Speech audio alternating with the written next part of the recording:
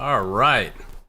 I believe we are live. What is going on, everybody? Let me know in the chat if you can hear me. I ran through a little bit of technical difficulty, so let me know in the chat. First of all, I just want to make sure my audio is good. All right, cool. All right, I think I'm good.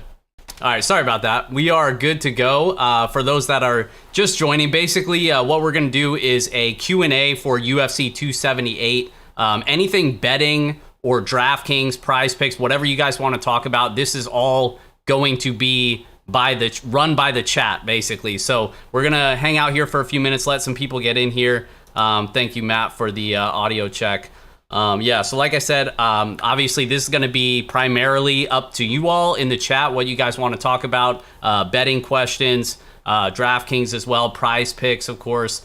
We can get into all of that, so fire away any question in the chat. We got a 13-fight slate, couple decent betting spots, I think, and obviously I'm a big DraftKings guy, so I'm definitely going to be firing away tomorrow night. So any questions with DraftKings strategy, betting, all that stuff, Prize Picks as well, feel free to fire away in the chat. If not, then you're just going to listen to me start babbling on about the fight. So I'll give people a minute here to get us started since I was a few minutes late.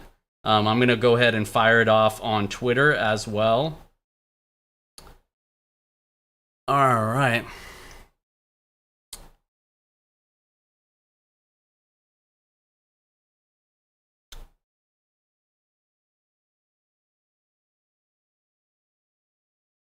Give me 1 second.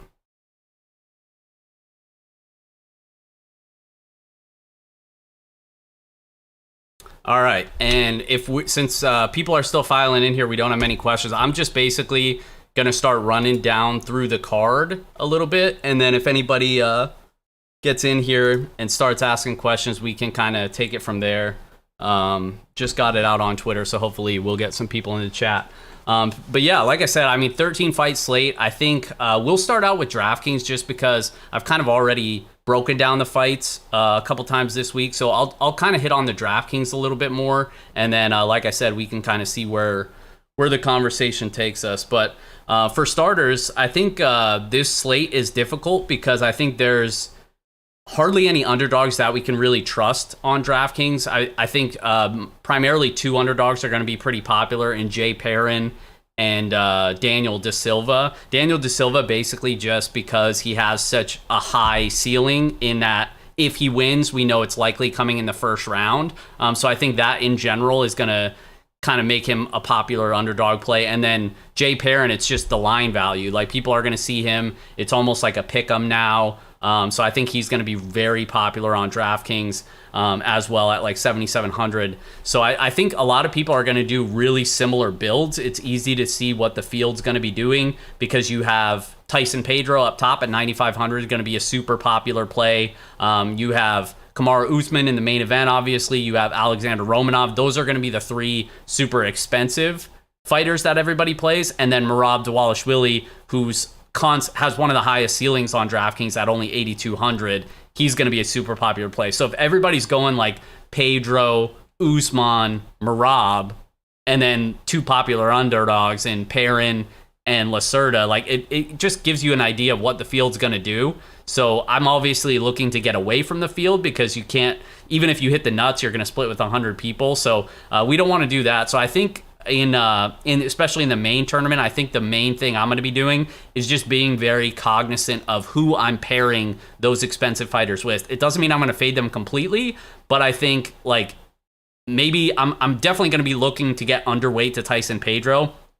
For starters, he's not like a super aggressive guy to begin with. Like even that fight against Ike Villanueva, and pretty much everybody is putting away Big Daddy Ike early in the first round. It almost got into the second round. He finished him like with like 10 seconds left in the round. Most of it was due to leg kicks. He's also known more of as a grappler. So against Harry Hunsucker, yeah, he could take him down and submit him, but if he's going to come out with that patient type approach, then it's possible that maybe he doesn't pay off as much as everybody thinks he will, because I'm assuming he's going to be one of the more popular fighters on the slate. So I'm just going to be really cognizant of who I'm pairing those guys with up at the top. Like if I'm playing Usman and one of Romanov and Pedro, then I'm probably looking to get away from the Jay Perrin and Daniel De Silva. So it's just like little decision points like that that I think we got to work through for this slate. All right, finally we got a couple questions in the chat, so now we can kind of bounce around here, and of course we can answer some more DraftKings strategy and stuff like that. All right, so Best Ball Moderate says, what's your favorite prize picks prop? Nothing popped off at me at first glance. So I will say, I actually think this is a really fun week for prize picks. Like there was a few lines that popped out to me. And of course, for those that haven't signed up yet, use promo code DOP. You'll get a 100% deposit match up to $100. And it supports the Dogger Pass podcast, which in turn supports me. So let Pat know that you want to see more stuff like this where we can come on and talk UFC. Give the UFC some more shine. Let Pat know and support them by using code DOP on Prize Picks. But to answer your question, so I'm going to go ahead and pull up the ones that I already have submitted, which I meant to tweet out earlier, but it got pretty busy. So I might just wait until either after the show or on... or tomorrow morning. But basically, I think the no-brainer one is the Victor Altamirano under 12.5 minutes. I sort of touched on that with the Daniel Lacerda speaking about that fight earlier, but basically this dude has only been outside of the first round twice in his career. So he just does not fight into the third round. He doesn't have that type of cardio. Like there's certain guys who the way that they fight, it's almost always dictating a finish one way or the other, whether that means they're getting the finish or they're getting finished. And with him, it's been the reverse. In 2 fights in the UFC, he's been finished in the beginning of the second round in one, and in the first round, his last fight against Francisco Figueiredo, who's also on this card, got submitted in the first round. So he's just naturally a kill or be killed style of fighter. The difference with him and Altamirano in this matchup is Altamirano can also push a high pace, but he can do that for longer than 3 minutes without completely death gassing. So I think that's going to be the difference here, where playing the under on Prize Picks, under 12.5, that gives us a lot of wiggle room where it captures a Lacerda win condition, which is almost always going to be a round 1 finish. And then it also captures Lacerda completely gassing out, Altamirano pouring it on him and probably getting a finish in round 2. So I think that is, I texted my buddy early in the week and I actually DM'd Pat and I was like, that's like the worst line I've ever seen on Prize Picks. Under 12.5, like I think it should at least be 10, and even being 10 minutes, I would still lean the under there. So I think that one is like a lock for me. I also played the Paulo Costa versus Luke Rockhold, the under 10 minutes. I know they mentioned that on the Dogger Pass show this week as well. I think they bumped that down to 7.5 finally, which makes sense because the under 1.5 I think was even juiced a little bit. The under 2.5 was juiced super heavy. I think under 1.5 is somewhere around even money or something like that. So not as big a value. So I played it under 10. I still probably lean the under at 7.5, but I don't think it's quite as strong. So if you got in early on the Paulo Costa one, I do think Costa wins by knockout, probably in round 1.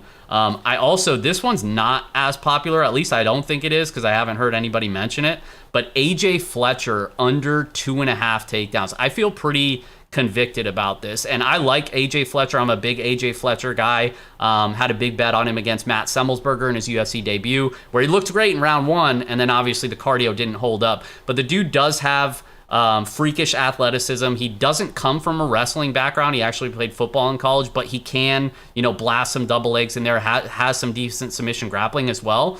But there's a couple things why I lean the under 2.5 takedowns. For starters, I just don't know if he's going to come in here with this super wrestle heavy type of game plan, right? So even just all his skill set, matchup, all that stuff aside, if he just doesn't come in with a wrestling game plan, that's one way we can get there.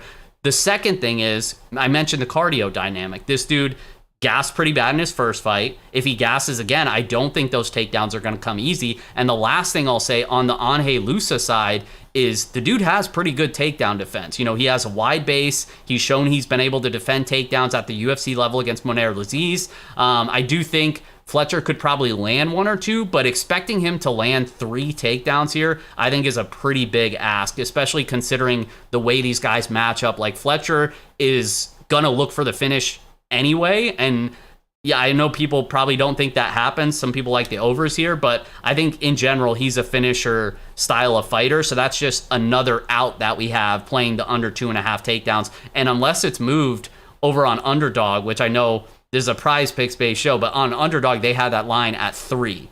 So under 3 takedowns, under 2.5 takedowns, I think they both hit. I feel pretty strongly about that. And, I have some more in the tank on prize picks, but I'm not going to give them all away just yet. We'll need some more people in the chat before I start popping off on the prize picks plays. All right, another question we got from our guy Kaiser. John, I moved in to a new area and my neighbor has been mowing my front lawn every few days. As a lawn newbie, I've been afraid to repay the favor as I've never really bothered doing a good job. Tips. So is he doing a good job is the first thing I would ask, because if your neighbor's doing a good job mowing your lawn, I mean, I would at least say thank you, potentially, bring him a nice dish as a nice neighborly thing to do, something like that. If he's doing a bad job, I'm straight up telling him, dude, stay away from my lawn. Get off my lawn. Just because, if people don't know what they're doing, they mess up your lawn, that creates more work for you. So I don't know how I would play that. I would have to see if he's doing a good job or not, he or she, before I would kind of figure out which way to play that. But that is nice of them. It's a nice gesture. I mean, occasionally I'll do like where our property line meets the other person. Like I'll do a little strip if it makes sense, but I'm also giving them the courtesy of like, I'm not going to mow half their lawn and have it look stupid. So what's your thoughts on Leon's props? Does it make sense that his decision line is much wider than his ITD? I saw, I think 10-1 somewhere for Leon Edwards by decision. I think that's a pretty wide line. I mean, I like Usman here. I think Usman wins. I think Leon probably needs a finish in order to win this fight, which I don't rate happening super highly. But I also, I'm aware that line is wide. 10-1. I mean, if this goes all 5 rounds, and I do expect it to, I do think he's not going to get completely blown out. I think Kamaru Usman wins a decision, but 10-1, I'm not going to fault anybody for taking a little sprinkle there. I'm not going to get there just because I think there's better spots up and down the card this week. I think I have 4 bets so far, which we can get into if you guys have any questions about betting this card. I think there's a couple decent spots that still currently have value where they're at. Next question we have from Cody McJunkins. After seeing the Santos and Gordon face-off, how do you feel? Majority vote has Gordon winning, but man, the way Santos towered over Gordon and seeing the length of Santos, I like the dog in this one. So I got a couple thoughts on this one. Give me 1 second. So I'm definitely not going to be betting Leo Santos money line. I don't think that you can really bet his money line at all at this stage in his career. The dude's 42 years old. He's on a 2-fight losing streak. And yes, he did almost get the finish against Clay Guida his last fight, but then the cardio just didn't hold up. And that's kind of been a trend for him outside of the first round. So I think the best way to capture Leo Santos, if you are on the Leo Santos side like Cody here, is that you want to take some round 1 props. You want to take some ITD props, something like that. I know he's known as a high-level black belt submission grappler, but I actually am kind of interested. I don't know if I'll play it yet, but I was kind of looking around at Leo Santos by knockout in round 1. I think there was a plus 950 out there, which is honestly not bad considering Jared Gordon's durability. He's been knocked out 4 times in his career, and I think if Santos is going to win, it's probably coming in round 1. And I know he's known more for his grappling, but the dude swings hard. And we saw that in the last fight, but we've seen that a few times in his last previous fights. And if he's able to connect clean with how hard he swings against Jared Gordon, I think if I'm going to play Santos, that's going to be the way to do it, is knockout in round 1. Because, and the reason, to your point, the reason why so many people like Jared Gordon here is because outside of round 1, I think it really starts to favor him. The cardio, he's got pace for days, especially in this matchup. He's pretty solid on the mat himself, so I don't think he'll get guard subbed, especially as Santos starts to gas. I really think Santos probably just has to hurt him early in this one. But I do think there's a real chance that could happen. So if I'm going to play the dog, I think I'm going to play him by knockout, and by knockout in round 1. Next question is going to be SDP asks, is Costa a good cash play this week? Yeah, I think so. I mean, he's relatively safe. He's not my favorite play, so I'll say that. But I am definitely going to be, I would think, at least even with the field on Paulo Costa. I'm expecting him to be fairly popular at 8,700 or whatever his price is, somewhere in that upper 8K range. I'm pretty sure he's 8,700, but I do expect him to win by knockout. I think most of us do. I would probably, I haven't built any cash lineups in a while. I haven't played cash in like months. I would probably get Usman in there as a priority. I'd probably get Tyson Pedro in there as a priority. And then depending on what you can fit between Romanov and Costa, I think that would be the key decision point there. But yeah, I mean, I feel like he's fairly safe play. I think he wins by knockout probably early in this fight. I mean, Luke Rockhold, 3.5 years off, 38 years old next month, I think. And coming off such a big layoff, wasn't able to take a punch even years ago, has been knocked out like 5 times in his career, and going up against one of the heaviest hitters in the middleweight division. So I like the knockout by Costa. I don't mind him as a cash play or really a tournament play. I just think the ownership is going to be up there. So again, like, it's okay to play these popular guys. We just need to be aware of who we're pairing popular guys with, because if you're pairing popular favorites with popular underdogs like Jay Perrin and Daniel Lacerda or Leon Edwards in the main event, like if you're pairing heavy ownership with heavy ownership on both sides, you just don't give yourself a lot of outs to be unique and really have a chance to win it. So Kaiser asks, primarily a better here, what's your favorite spot on the card? So I'm glad you asked. It's a good question. I think my favorite spot on the card, and I don't really even think this is going to be a popular take, but that's fine. I think where I think the most clear value, and this is still available, is Jose Aldo.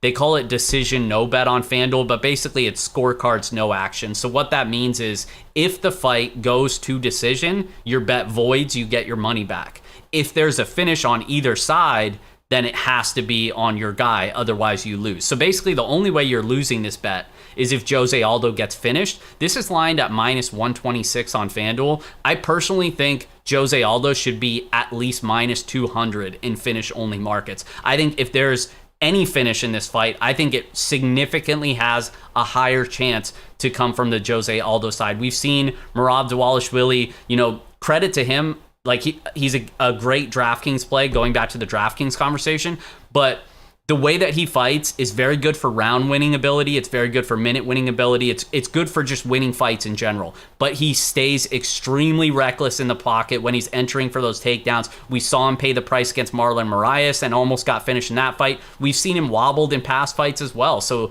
I think if there's going to be a finish, I think Jose Aldo clips him coming in and puts him out. So I'm actually on that minus 126 decision no bet on Jose Aldo to win 2 units. And again, if that goes to decision, and even if Merab wins the decision, your bet is still void. So there's a little bit of safety there. I'm basically just looking to capture the finishing equity of Jose Aldo because I think he has much more of a potential a potential to finish in the fight than Merab does. And I also bet Jose Aldo by knockout at plus 500 on FanDuel. So I'm definitely pretty big on the King of Rio this weekend, which that's why I said it's probably not a popular pick because I think a lot of people like Merab.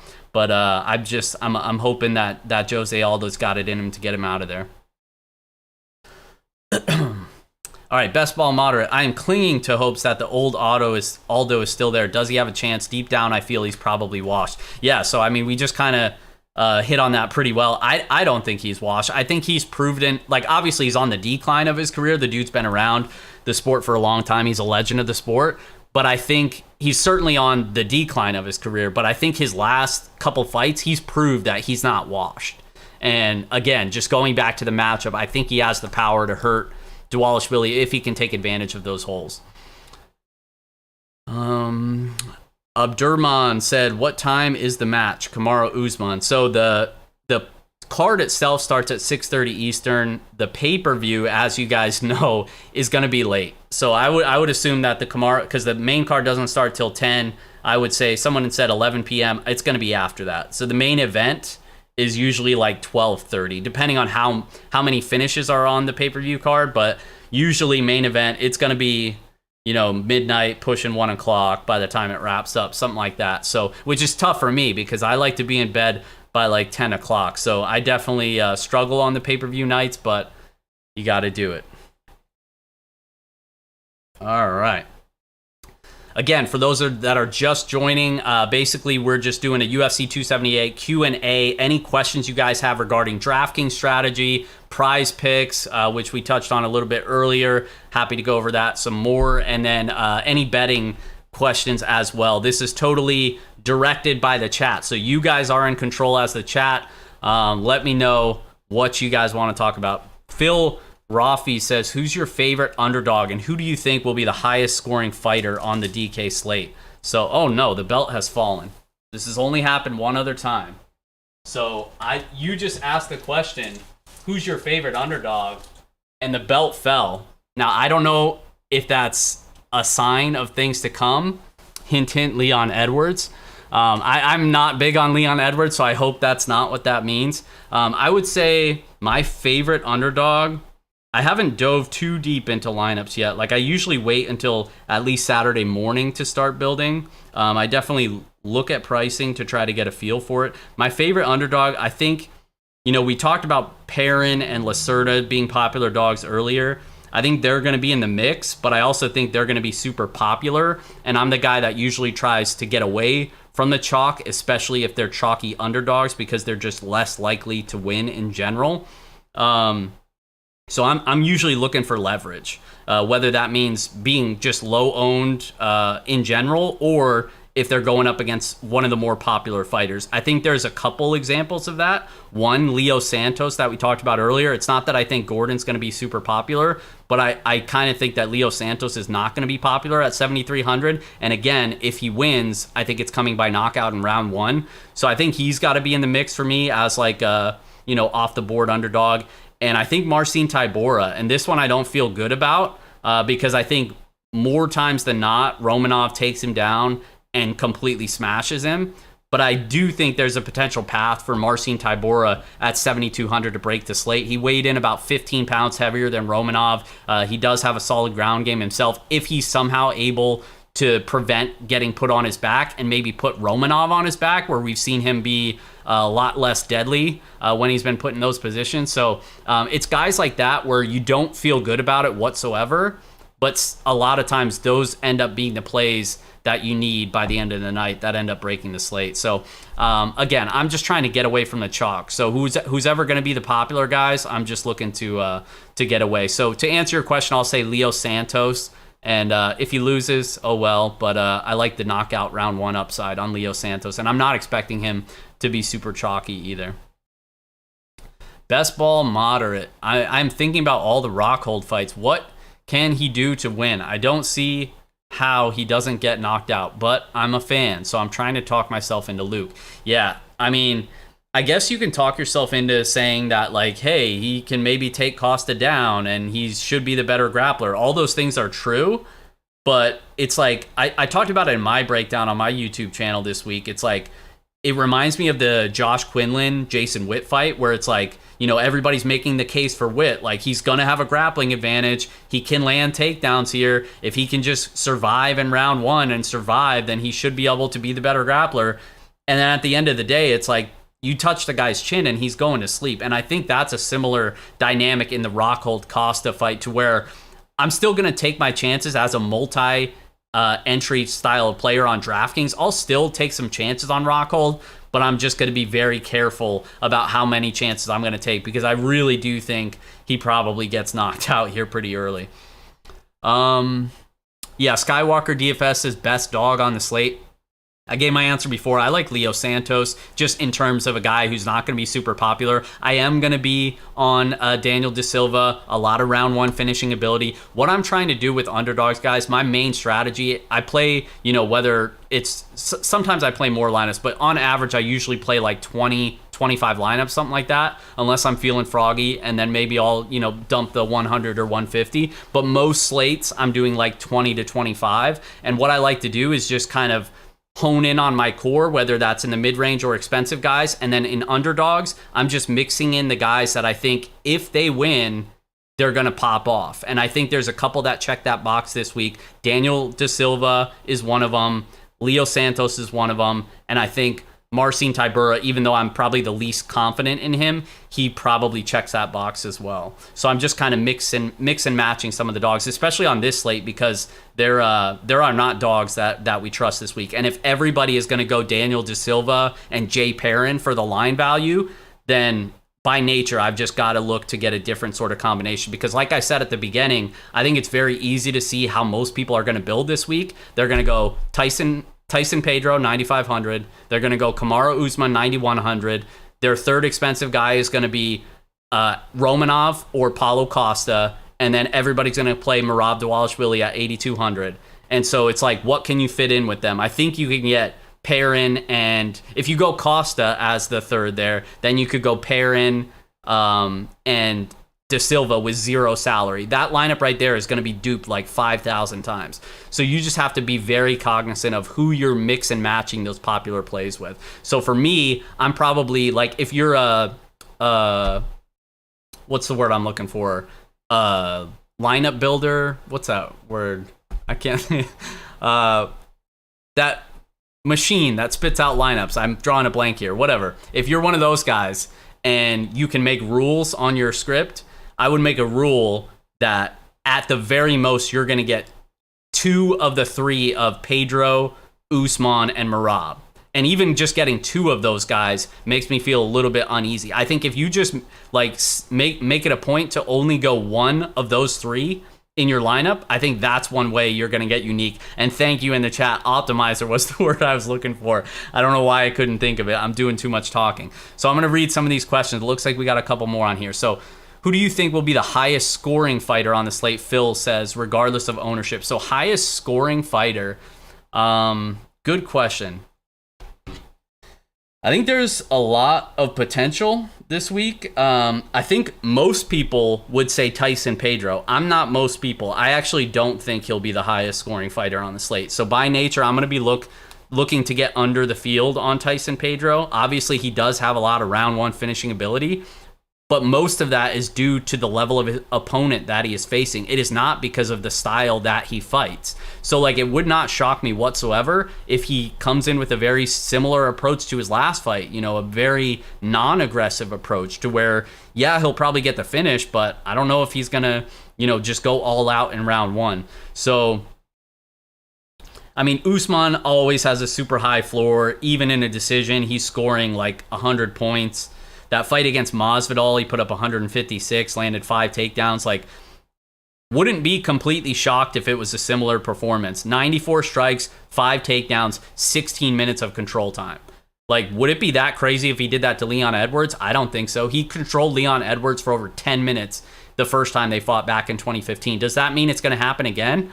No, maybe not. But could it happen? Absolutely. So, I mean, I think Usman has got to be in the conversation, no doubt about it, as the highest scoring. Romanov, with the type of ceiling he has, he's in the conversation. I'm just kind of thinking out loud. Costa could potentially get a first minute bonus against Rockhold. That would probably give him a strong chance. I would say I'm between those 3, between Usman, Romanov, and Costa. I'll probably take the cop-out and go with Usman in the main event, but part of that is just because I know his floor is just so high. So I'll say Kamaru Usman, but he's going to come with a lot of ownership.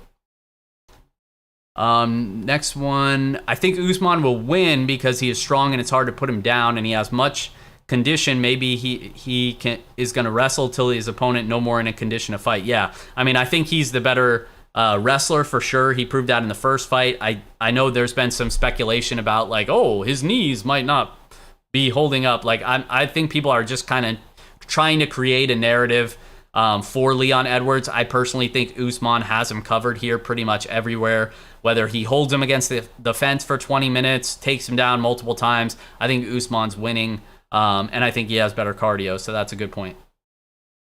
Skywalker DFS says, Santos needed to be carried to weigh-in today. Yeah, I saw that. He was being helped by somebody in his corner, and they had to bring out the hoop for him. So quick note on weigh-ins. I didn't notice anything. Like, I'm not like a huge weigh-ins guy in general, but I do try to watch it if I have time, or at least watch like the highlight clip, which is better than wasting a couple hours waiting for people to weigh in.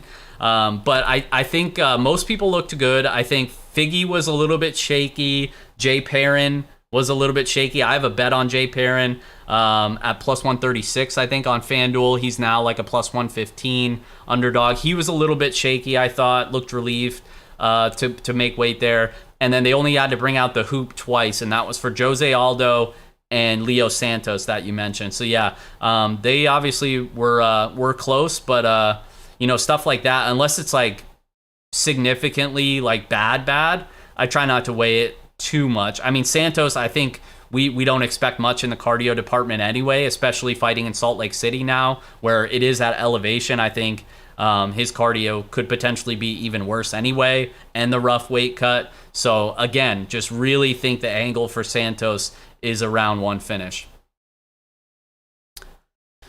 Thanks for answering the question. God bless you, brother. Absolutely. Thanks for coming out. It's a Friday night, guys. Appreciate you rocking with me tonight. And make sure you like the video and subscribe to the Mayo Media Network.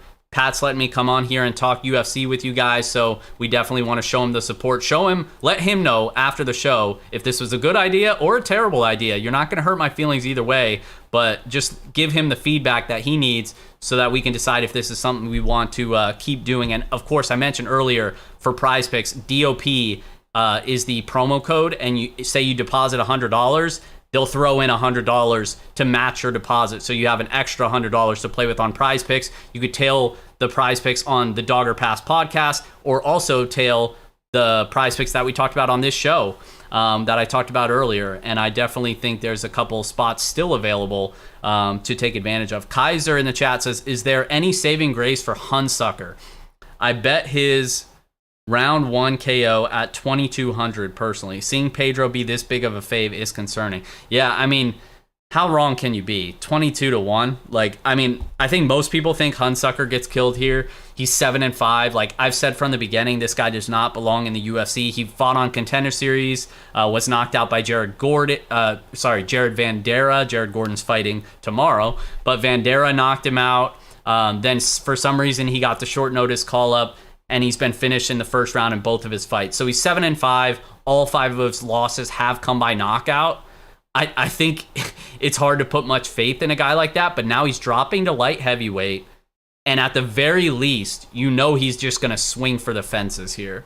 So it's like, if you're going to put pizza money on somebody, round one KO 22-1, I've heard worse. I'm not going to bet it, but like, mazel tov. I hope it comes through for you.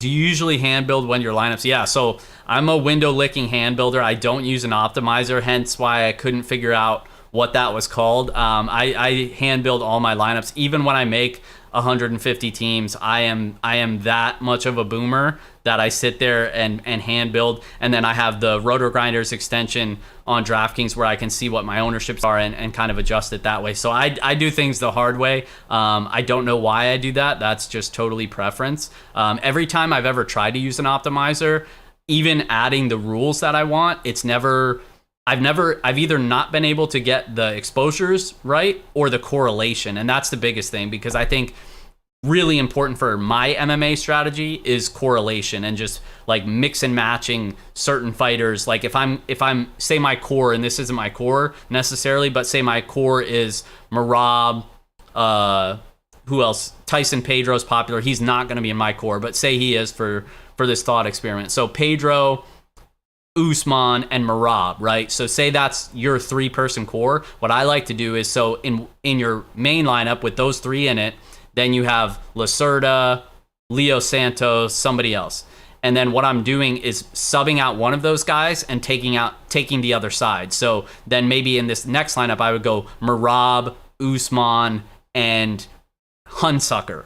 So now I have two of the 3 of my core, and then the other side of one of my cores. And I like to do that a lot, just with the way that I play, and especially if it's going to be like a high leverage guy who basically is going to be unowned going against one of the more popular fighters. All right. Mad Mardigan says, how disgusting would it be to stack the main event in a GPP? So I'm historically an anti-stack guy. Even in cash games, I think stacking is for weenies. I'll say that. I'll keep it G-rated because I'm not sure if I'm allowed to use stronger language on here. But I think that's playing it the easy way. I think obviously you're capturing a lot of floor stacking, and I know that's a super popular strategy to stack every main event, but I personally think there's certain matchups where it doesn't make sense to stack. This one is fine for cash games. For GPP, I'm not going to do it personally. Ever since the scoring change, it's been very few times where a stacked main event ended up being on the optimal lineup. Could it happen? Sure, but I think every slate is different, and you would need a slate where basically no underdogs win for the most part, and I just don't see that happening. I think it's hard to identify which underdogs are going to win on this slate, but I do think we probably see 2 or 3 underdogs come through. So I'm not going to stack in a GPP. Cash games, it's totally fine. It's just not my style. If you had to make a core of 3 fighters to use for 20 max, who would they be? Okay, so similar to what, I guess I'll answer the question that we were just thinking. Sorry, I was reading ahead in the chat. Money Week says, wow, by hand, do you buy butter at the store or churn it too? Yeah, so we got an old school churner out back. We do things the old school way here at the Kelly household. Hand in the dirt, going touching some grass, and hand building lineups. You can't get any better than that. 3-person core for 20 max. I would say Usman is going to be in my core. I would say it's tough because I haven't fully started building yet, and I haven't run ownership projections. For those that don't know, I'll do a quick plug of my website, fightnumbers.com. I have DraftKings player rankings broken down by salary tier, ownership projections, line movement, fantasy points per minute. It's all completely free at fightnumbers.com. I'll have all that stuff updated tomorrow morning. So I usually kind of wait to fully start getting into the build until after I've done all those things, because it just gives me a better feel for the slate. But if I had to answer right now, I would say Usman is definitely part of my core. Even though I think there's massive value on Jose Aldo scorecards, no action, I think Merab still has to be in your core at 8,200 just because he has the highest ceiling probably on the slate. And then Merab, Usman, and then unlike everyone else that's going to include Tyson Pedro, I would say either Romanov or Costa for me.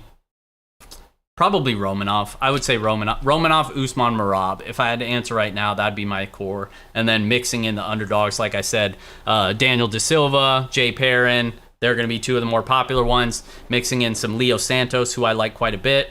Mixing in some Tybura in lineups that don't have Romanov, and just kind of playing it like that. Is there a way to make money betting favorites? Yeah, it's called a parlay. Love Usman and Costa. I think they are both locks. It's hard to get any real money without putting down a mortgage payment. Yeah. I mean, I'm with you. I feel pretty confident they both win. Obviously, what's the saying that Vegas was built on people betting parlays? So you really got to be careful. Like, I typically do like a juice boy parlay if I think there's a good enough safe way to play it. So for you, to answer your question, if you want to parlay Usman and Costa, I'm not going to stop you from doing that. Ways to get better number, maybe go Costa by knockout parlayed with Usman money line, or if you want to get real risky, I guess, Usman decision parlayed with Costa knockout. I'm not going to do either of those things. Or if you want to play it safe, I'm not sure what this number would get you, but adding Usman, Costa, and over 2.5 rounds in the Wu Yanan Lucy Pudilova fight, which is minus 350 at BetOnline right now. And that fight, I think, is clearly going the full 15 minutes. 11 of Pudilova's last 12 fights have all gone the distance. Wu Yanan's fought 5 times in the UFC. Only 1 fight has not gone the distance, and that was an armbar against Lauren Mueller, who was later cut by the UFC. So I think, pretty safe. Safe Usman, safe Costa, and safe fight goes the distance in the Pudilova. That probably gets you close to even money, I would think. I'm starting from the beginning, so I won't be here live, but thanks for doing this, my man. Absolutely. Shout out to you, Samuel. I appreciate the feedback. Like I said before, if you guys like this idea, let Pat know and show your support by liking the video, subscribing to the channel, and depositing on Prize Picks and using code DOP to get that 100% deposit match. All right. How big is player pool usually for 20 lineups? I think questions like that are tough for me because I think every slate is different. And a lot of times, like when people ask me questions, whether it's in Discord, on Twitter, whatever, a lot of times my answer is almost always it's slate dependent, because it really truly is. Like, you always need context of what slate you're building. So I'll just kind of treat that as this slate, since that would make the most sense. I don't know how big my player pool is yet, because like I said, I'm not going to fully start building until tomorrow. But I would say 20 lineups on a 13 fight slate. I don't even want to give like a guess here, because it might just be a bad take without actually counting.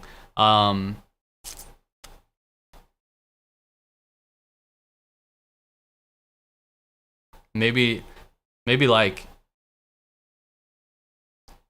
20. Yeah, I would say about 20. And that's just personally how I would do it. And probably like 4 or 5 of those are people that I'm maybe only getting 1 or 2 shares of.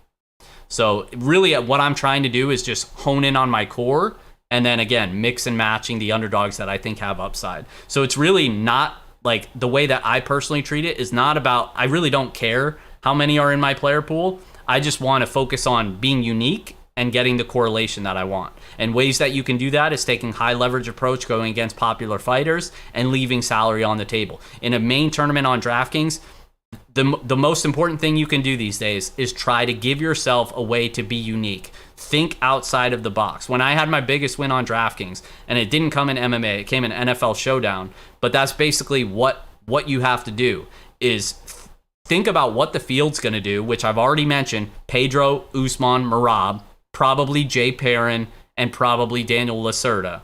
So that's 5 out of 6 right there. So we have a pretty good idea what the field's going to do. Now, when you go to build, keep that in mind and say, I'm just not going to do that. So try to figure out any other combination that doesn't include those guys, or doesn't include half of those guys, and I think you at least give yourself a shot. And then combine that with leaving a few $100s on the table, and I think you're off to a good start. All right. Tell Pat a great idea. Tell him I said what's up. Yeah, appreciate the feedback. Tell him yourself. Drop him in the comments. Drop a comment, drop a like, do all the stuff. Tell him on Twitter. Twitter's big for me. At John Kelly DFS, if you guys don't follow me already. I'm always tweeting out a bunch of stuff, pushing all my content, stuff like that. Try to have a pretty good time on Twitter. Thoughts on the Shanimal Maverick matchup? So I'm not going to get into that, because I don't know if you've heard, but it was actually called off. So that fight was canceled. So yeah, I did say 13 fight slate, but it's actually down to a 12 fight slate. So thank you for bringing that up. I think it was Shayna Young who got sick, and that's why the fight got called off. I want to say during the weight cut, she got hospitalized, something like that. But yeah, that fight got scrapped, and I'm not mad that it did. Love the content, John. Could you rank these 3 dogs as far as a DK play? Santos, Tybura, Saldana.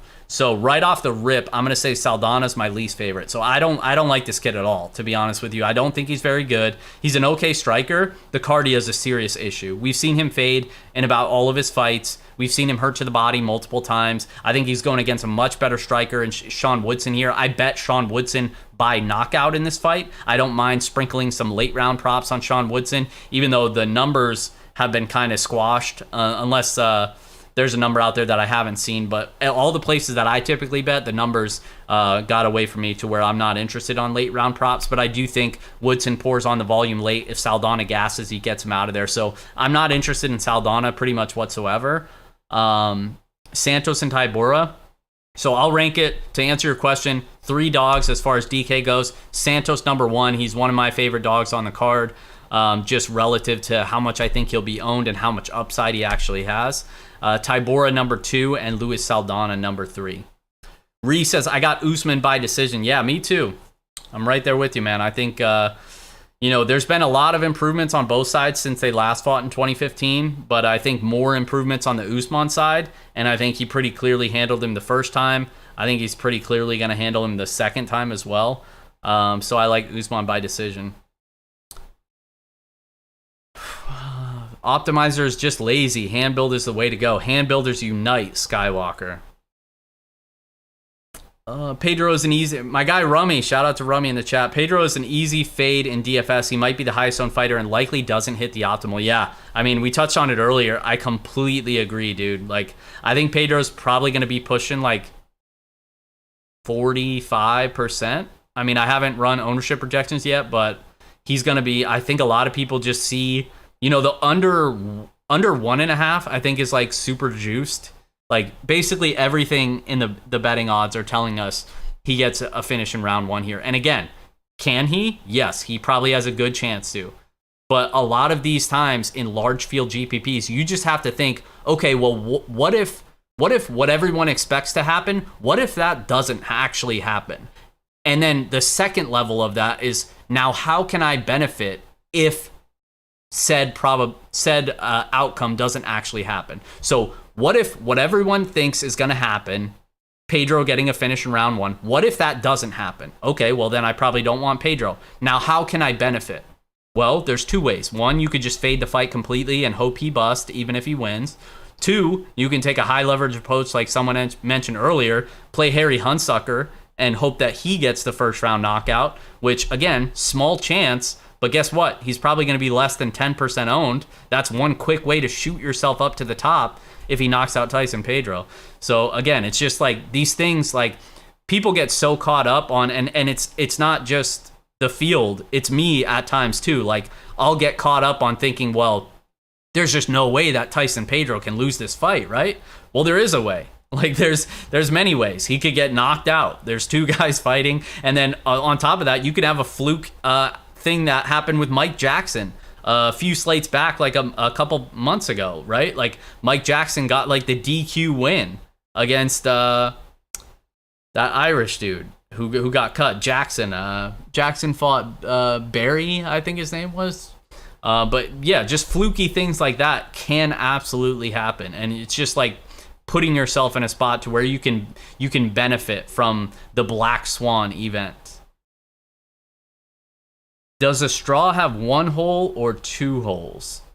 That is actually a very interesting question, Patty. I would say it has 1 hole because technically there's nothing separates that hole, right? So there's a hole, technically there's just one. There's 2 ends of the hole, but there's just 1 hole. I don't know, maybe that's wrong, but let me know. Do I use Bovada? I do not. I primarily bet on FanDuel. Matthew Delphin says, did you like any prize picks this week? So yeah, thanks for asking again. We talked about that earlier. I'm going to run through it again, just because a lot of you guys didn't join the chat yet. I think, and I just want to make sure, I'm going to pull up the prize picks app now, because I want to make sure that I'm not just giving away stale lines that we all wrecked earlier in the week and now they're not available. But the Victor Altamirano, and I'm just confirming that it's still there. It's not still there. So Victor Altamirano for most of the week was under fight time, 12.5 minutes. That was one of the worst lines I've ever seen on Prize Picks. It's now down to 10 minutes. I still like the under. I think you can still play the under. Because, again, Daniel De Silva, he's going to try to kill you in 3 minutes. If not, he does not have the cardio to keep fighting. He will get finished inside of 2 rounds if he doesn't finish himself. And he could get the finish himself. I'm not writing that off. So under 10 minutes, I still like it. I got it at under 12.5. I know a lot of people that listen to the Dog or Pass podcast got that under 12.5 as well, which is very, very good. But even at 10 minutes, I think under 10 minutes fight time in Victor Altamirano is very strong. The other fights, the Paulo Costa, that one moved as well, under 10 minutes. It's now 7.5. I still lean the under, but I don't think it's like an absolute lock. I mentioned it earlier, and this one's still available. AJ Fletcher, under 2.5 takedowns. Somebody else asked in the chat, what do I think about that matchup? So these are 2 guys that I taped heavily on Contender Series. For those that don't know, I do deep dives on the Contender Series prospects. I do a video each week on Contender Series on my YouTube at John Kelly DFS. So I've taped these guys basically every single one of their fights. Going into last season, I was a big AJ Fletcher guy. I had a big bet on him at minus 140 against that Italian guy that he knocked out with the flying knee. I also bet on Lusa against Jack Della Maddalena, which in hindsight doesn't look like a great bet. But in terms of this matchup, and I'll talk about the matchup and also why I like the AJ Fletcher under 2.5 takedowns. So for starters, Angel Lusa, I think has kind of underperformed so far in the UFC, not just in the Maddalena fight, but also against the Monet Laziz on short notice. Like, he seems to be solid pretty much everywhere, but he just like he doesn't seem like he has that burst or that ceiling. Like, he's a solid grappler, but he doesn't really look to wrestle much. He's a solid striker, but he doesn't really fully let his hands go, even though he does have power if he were to let his hands go. So I just don't think he has much of a ceiling. The positive note that I'll say about it is AJ Fletcher, the dude has like short T-Rex arms. Like, he's not much of a striker, especially like he's going to put everything he has into his strikes. So he's got that going for him. But why Lusa, couldn't think of his name, why he struggled so badly against Madalena and Moner Laziz was because of the jab, and both of those guys are long fighters. AJ Fletcher, his short T-Rex arms, he's not going to be jabbing on Lusa here. So I think Lusa will at least look better defensively, but I still think pretty much all the upside lies on the Fletcher side, the grappling upside, the knockout upside. Why I like the under 2.5 takedowns is because Lusa actually has good takedown defense across the regional scene. Even in that Laziz fight, we saw him get a wide base, pummel for the underhooks and get off the cage. I think he has a solid takedown defense, and I think Fletcher's gas tank, which we saw come to light against Matthew Semmelsberger, if he's going to have to work for these takedowns, I don't think he's just going to, I just think expecting him to come in here and land at least 3 or 4 takedowns is probably wrong in this fight. I really do. I think Lusa has solid enough takedown defense, and I'm not even sure that that's going to be Fletcher's game plan. Like, Fletcher, historically, I know his last fight went to decision, but there were a lot of moments that almost finished in that fight. He's got a very strong head and arm triangle choke that he had against Matthew Semmelsberger. That was in deep. He always goes for the flying knees, puts everything into his strikes. Like, I think there's knockout upside here on the Fletcher side, which would also lean towards the under 2.5 takedowns. I just think there's a lot of outs that we can get there. Like, he might just not be able to take Lusa down, or maybe he takes him down once and gasses out and then is unable to do it again. So I just like the under 2.5 takedowns for AJ Fletcher. So that answers that. Other prize picks play, one that I didn't mention was Merab over 2.5 takedowns. That's still available. I mean, look at the way the guy fights. I mean, the highest pace, nonstop motor, not the most technical wrestling. And that's why, again, I think he could get clipped coming in here if he gets a little reckless. But I think if he doesn't get knocked out, he probably lands 5-6 takedowns here. So 2.5 is a decent line. I don't mind pairing that with some of the other ones that we talked about. Let me just take a quick peek. I don't think I didn't play any of the significant strike ones. I'm just taking a look to see if there's anything that catches my eye. Albazi, 55 significant strikes, 55.5. I'd lean the under there. Probably not as big of an edge as the fights we just talked about, but I think there's going to be a lot of grappling there. I really do. I doubt there's going to be a ton of strikes, enough to hit, 60. Plus, Albazi is historically a finisher as well. Figueiredo, his gas tank, he tends to fade. He could get finished in that fight too. So I would lean the under there. I think a lot of times some of these are inflated towards the over because, like many props, people just naturally want to bet the over. So I'm typically more of an under guy. All right, why is the crappy women's fight on the main card? Hey now. Let's be polite. I said the same thing in my breakdown, so I can't correct you too much there. I don't understand. It's probably, I've heard whispers that there's like some sort of quota where they have to have X amount of female fights on pay-per-view cards or something like that. That's possible. I don't see the angle for why Pudilova, who was cut back in 2020, is now making a return fight against one of the lower level fighters in Wu Yanan, and now we're going to pay $80 to watch them fight. I personally don't get it. We'll see. But speaking of that fight, I like the overs. I mentioned that before. I know it's a steep price tag to pay, minus 350 still available. I have this fight going the full distance at like 92% of the time. Could there be a finish? Absolutely. Does it happen more than 10% of the time? I don't think so. Better leverage play, Rockhold or Tybura? I think they're both going to come with a decent amount of leverage. I would say probably Rockhold just because cost is cheaper. So I think he could potentially be more popular. So I'll say Rockhold, more leverage. And I think he'll probably be less owned too. So yeah, I'd say Rockhold, more leverage. I've heard some analysts mentioning player salary as a target each week. Like, you should target the 9,500 player, target the 7,600 player. Do you subscribe to that? I do not subscribe to that. Does it mean that you shouldn't do that? No. But again, every slate is different. I think if you're getting married to rules like that, then you're going about it the entirely wrong way. But, I mean, would it be bad on this slate? You have Tyson Pedro, and then at 7,600, I think, is Daniel Lacerda, right? They're two good plays in a nutshell. But again, ownership is very, very key in these large field tournaments. So if you're playing two of the most popular fighters in that salary range, you better make sure to be different somewhere else. Maverick was my favorite 9K fighter. Yeah, I mean, she wasn't my favorite 9K fighter. She wasn't a bad play. I think she was probably going to finish Shayna Young, just like she did the first time. I think Albazi is one of the lowest owned 9K plays, Rummy says in the chat. I completely agree. I think he is going to be one of the lowest. 9,200, sandwiched between Usman and Tyson Pedro, two of the most popular plays on the slate. Yeah, he's going to get squeezed. I think he'll get squeezed. I think Jared Gordon is going to get squeezed, because if you look at the expensive range, Tyson Pedro, chalk. Albazi, pretty much nobody's going to play him. He'll probably be like 15% owned. Usman, chalk. Romanov, chalk. Gordon, Woodson, they'll get some ownership, but Woodson will be more popular than Gordon, and neither of them are going to be as popular as Romanov above them and Costa below them. So it's like you have to figure out those sort of leverage points. Like, if more people are just going to play the other guys, then hey, maybe it makes sense to be overweight on the guys that people aren't going to play. Like, one thing that I'm doing, which somebody else, they said, do you like Lusa? Don't know anything about him. Yeah, so I touched on that matchup earlier. I'm not big on Hey Lusa. I think people are going to play him, though, because he's been a popular betting underdog this week, and he's only 7,800.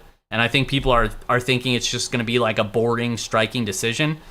I don't think so, man. Like, I've watched these guys a lot. I rate AJ Fletcher as a finisher. I know his last fight went to decision. I wouldn't be shocked. Like, I'm tempted to play the under. Everybody's betting the over here. Everybody's betting on Hey Lusa.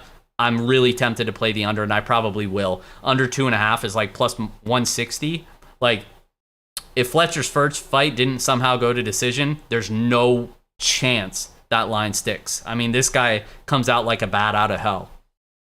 Lafayette's own AJ Fletcher. Remember the name. DFS top plays. Yeah, so for me, it's going to be Usman. I don't care that he's popular. That's chalk that I'm going to eat. Merab, same thing. I mean, those are two standout plays to me. I would say off the board underdog that I like, that I've mentioned a couple times, Leo Santos. I like him quite a bit as an underdog. Paulo Costa, he's going to be popular. Romanov, popular. We've kind of went through like all the price points here. John, you're the best. Thank you. I think Merab Aldo goes to draw. That's interesting. I hope you're wrong for what it's worth, because I'm probably going to have a lot of Merab on DraftKings. I will have a lot of Merab on DraftKings, but I also bet Aldo by knockout, and I bet Aldo in finish-only markets pretty big. So I hope it doesn't go to draw. Here's my single bullet. Usman, Romanov, Costa, Lusa, Santos, and Aldo. Yeah, I don't know if I'd be putting it in the chat now, because people are going to dupe you. You're going to get the people that say, oh, that lineup looks great. Let me plug that in. And now you're going to split the 200K with 5 of your best friends. And it's not a bad lineup, though, if you're asking what I think about it. I do like the Santos underdog. Not as big on Lusa, but yeah. Aldo, I think, could be a little bit contrarian there, with Merab being super, super popular. So I like that. Pat Mayo said he played Fletcher over 2.5 takedowns. I think you should warn him. Yeah, I didn't know that. I listened to Dogger Pass. I didn't hear him say he played the over 2.5. I thought they played, no, they played, I think you're wrong. I think they played the over on fight time, because I think a lot of people are expecting it to go to decision. But again, I prefer the under 2.5 takedowns, because I think it could even go to decision and hit that over, but also him not land 3 takedowns. Fletcher's like that kid that just won on Contender Series. Yeah, gonna have to be more specific. Which one that just won on Contender Series? Are you talking about my guy, Clayton Carpenter? What are some of your hot takes this weekend? Yeah, hot takes. Leo Santos knocks out Jared Gordon in the first round. That's my hot take. Another hot take. Jose Aldo knocks out Merab Dvalishvili, burns 40% of the DraftKings field for playing Merab. Hot takes are flying. Let's see what else I got. We'll say I'm not just throwing anything out there because I want to actually like believe it a little bit. I don't know if it's a hot. No, that's not a hot take. I was gonna say Woodson completely dusts Luis Saldana and knocks him out, but I don't even think that's a hot take. I think most people are on that. I guess it's a hot take because he's an underdog. I think Jay Perrin dog walks Richie Lang after round 1. I'm starting to lose my voice, guys. You guys are nonstop with the questions. I appreciate it. Let's keep it going, chat. I like the energy. I like the vibes. I will do a quick plug. Every Saturday at noon, I go live. I do a best bets roundtable with the Knights of the Roundtable. I used to do it on YouTube. Now I do it on Twitter Spaces at John Kelly DFS. Anyone can hop on there. We run through guests. Basically, guests rotate every 2 minutes or so, pitch their best bet for the card. We craft up a roundtable parlay at the end. I tweet out the graphic on Twitter, and we can all tail and lose money collectively. So quick plug on that. Best Bets Roundtable tomorrow at noon. Every fight card Saturday at noon.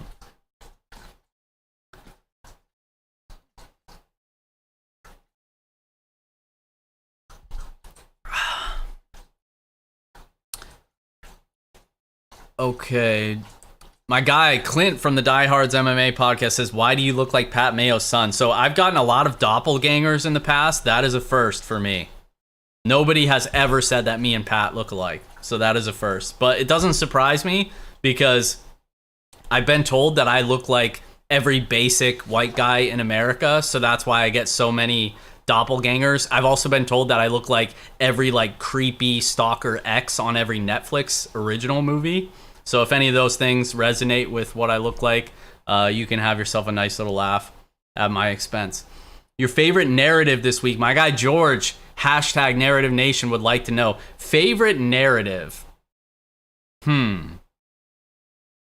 Favorite narrative. I haven't, I'm not a huge narrative guy, so I haven't given it a ton of thought. So I might have to come back to that. I'm trying to think. Favorite narrative. I'm looking at the slate. What is my favorite narrative?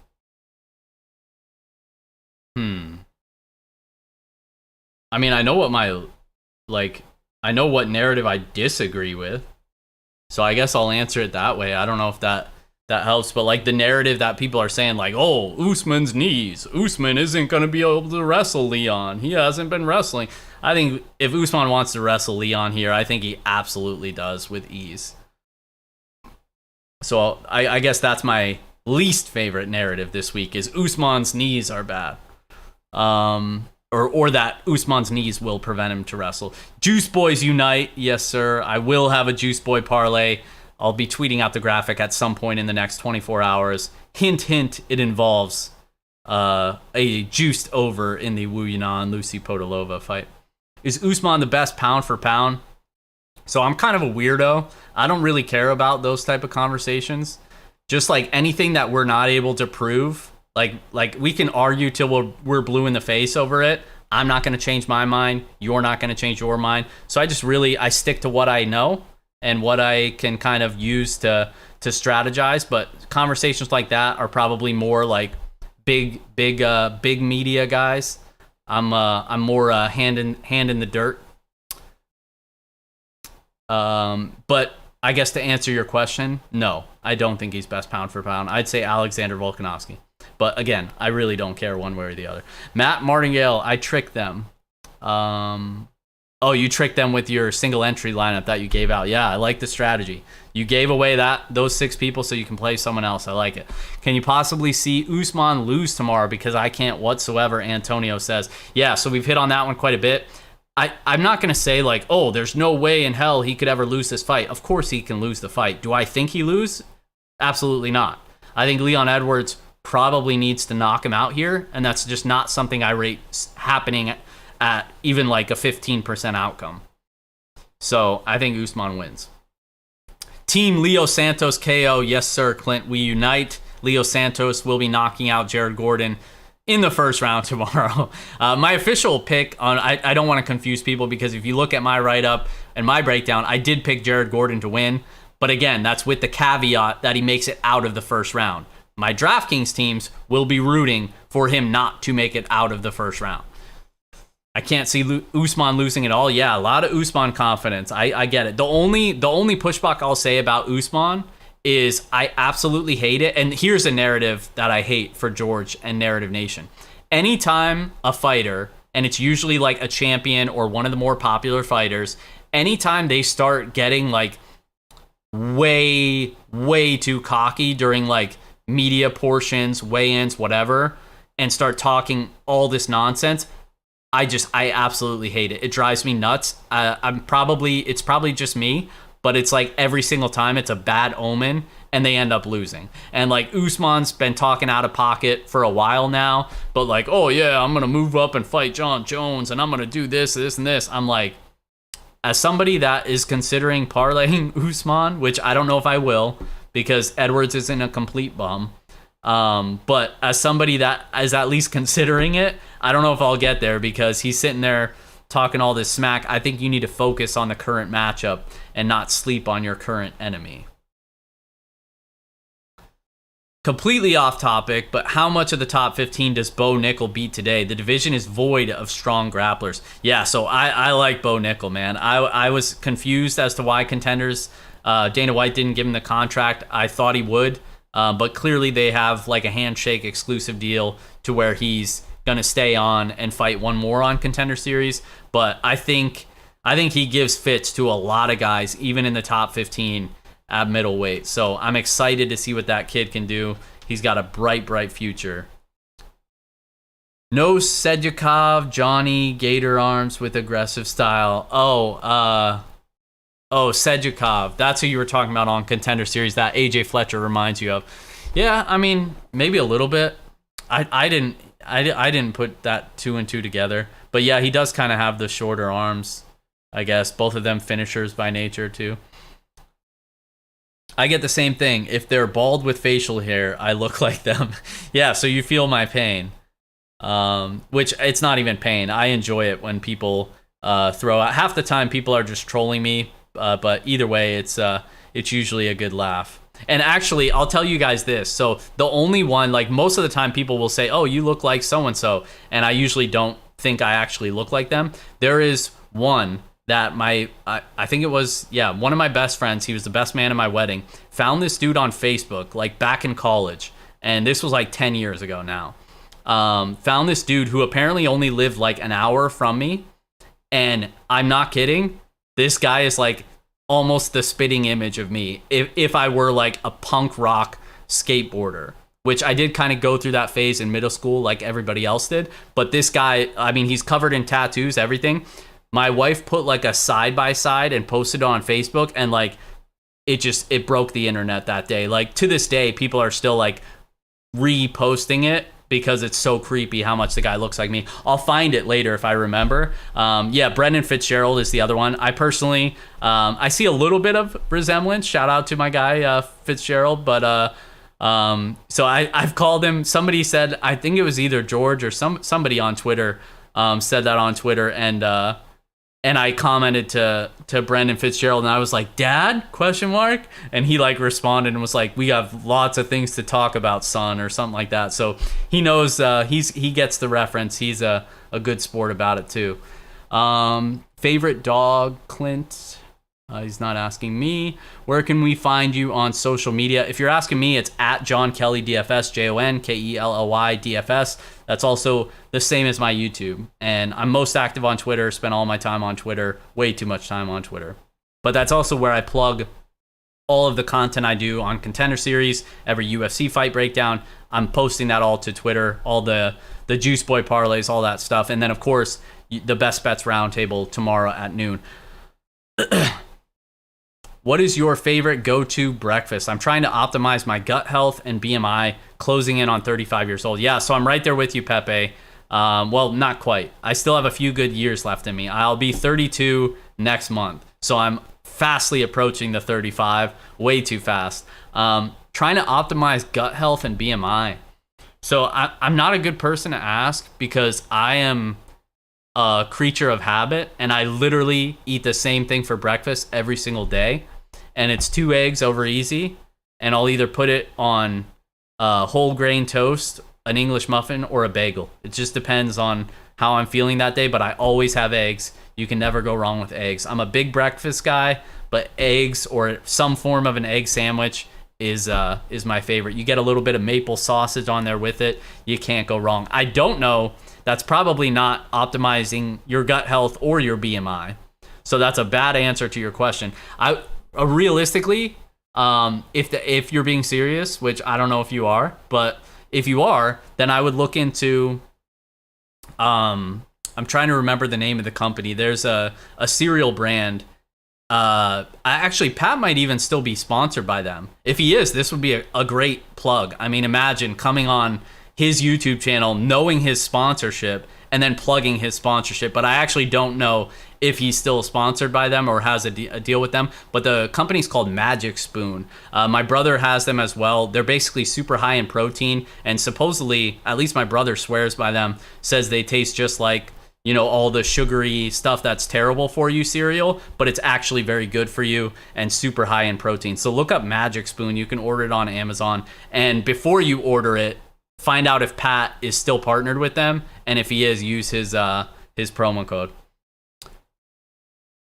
Romanov, Dog Walks Tybura. Yeah, I mean, I don't think it's an absolute lock like Romanov's last few opponents. I do think there's at least a chance Tybura has if he can survive the first round. You know, if Tybura can somehow get on top of Romanov, things get very interesting, especially from a cardio dynamic.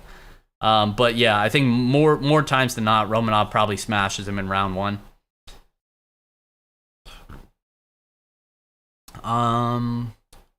When John Jones, yeah, I don't care personally. If he comes back, cool. If he doesn't, cool. I'll wait till he does to start talking about him again. Thanks, Clint. I need them for DraftKings. Brendan Fitzgerald's long-lost son. Yeah, we talked about that before. Why does this guy look like Dillashaw? Yeah, that's another one that people comped. I don't really see the Dillashaw comp, but I did grow out a mustache once, to the disappointment of my wife, and I took a picture and put it next to Dillashaw when he had a mustache, and then I saw a little bit of resemblance. My dream is to do Step Brothers photos with Anthony Smith. Yeah, that'd be pretty good. I'd like to see that one. Thanks, John. New fan here. Yeah, appreciate you joining, rocking with us on Friday night. Again, guys, hit the like button, hit that subscribe button for the Mayo Media Network. Let Pat know if you enjoyed this segment so we could do more stuff like this for the bigger cards, the pay-per-view cards. Just got here. Love seeing John Kelly on MM. And yeah, love being here. So shout out to Pat and the Dogger Pass guys letting me kind of plug their stuff, talk UFC for a little bit. If you guys haven't already, or you live under a rock, obviously listen to the Dogger Pass podcast after this show. It's right on the YouTube channel. Brett Appley also does a little DraftKings segment on the Mayo Media Network as well. I watched that earlier today. You can check that out for a few of his DraftKings plays as well. And then, of course, the best way to support Pat, the Mayo Media Network, Dogger Pass, is to sign up on Prize Picks using promo code DOP, get that 100% deposit match, and then you could tail all the ones that we just talked about earlier. How do you feel about Luke Rockhold as a pivot play on DK? Yeah, I'd categorize him more as a leverage play, but I think it's fine. I think if you're only playing one lineup, I'm not touching him. If you're only playing 3 lineups, I'm probably still not touching him. I think he starts to get into the conversation if you're playing like 5 or more lineups, or if you're just solely trying to win the main GPP, then sure, take a shot on him. I think more times than not, he gets knocked out here at a pretty high clip. But yeah, I mean, you're certainly going to get him low-ish ownership, and Costa's going to be popular, so it automatically gives you that double leverage. Look like Andy Samberg. I actually don't know who that is, so I'd have to Google that one to give you feedback on that. Are we doing the roundtable? Yeah, roundtable tomorrow. Best Bets roundtable on Twitter Spaces at John Kelly DFS tomorrow at noon. Any last minute save rounds in the chat We've been rocking for a little bit over an hour. It's been fun, guys. I definitely want to get out of here eventually and maybe finish a movie on Netflix. I think Rockhold's energy is weird. Yeah, I mean, the dude takes 3.5 years off, and then he comes back and starts like mentioning fighter pay. You know, he's wilding out a little bit at the weigh-ins. I don't know, man. I think I don't feel good about backing Rockhold. I'll say that. Any last-minute save rounds in the chat? I say if there's any, we'll do like a last 5 minutes here.